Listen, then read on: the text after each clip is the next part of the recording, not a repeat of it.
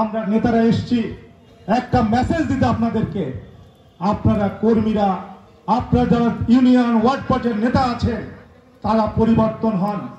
পরিবর্তন হয়ে সাধারণ মানুষের পাশে যান। সাধারণ মানুষের পাশে গিয়ে তাদের দুঃখ কষ্টে তাদের সঙ্গী হন। তাদেরকে কোনো অবস্থাতে বুঝতে দিন না যে বিএনপি একটা আওয়ামী লীগের মতো একটি দল। বিএনপি সর্বদাই মানুষের সেবক, মানুষের সেবা করেই বিএনপি আজকে এই পর্যায়ে এসছে। বন্ধুরা আমার নেতা শহীদ রাষ্ট্রপতি জিয়াউর রহমান 3.5 বছরে এদেশের ক্ষমতা তিনি গ্রহণ করেছিলেন।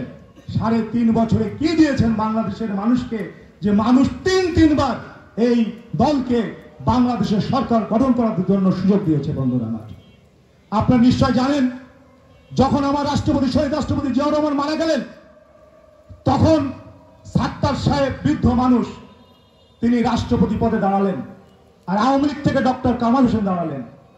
অনেকে বললেন সাত্তার সাহেব বৃদ্ধ মানুষ, ডক্টর কামাল এত খ্যাতিমান মানুষ, তার সাথে কি সাত্তার সাহেব পারবে? আমরা কি দেখলাম?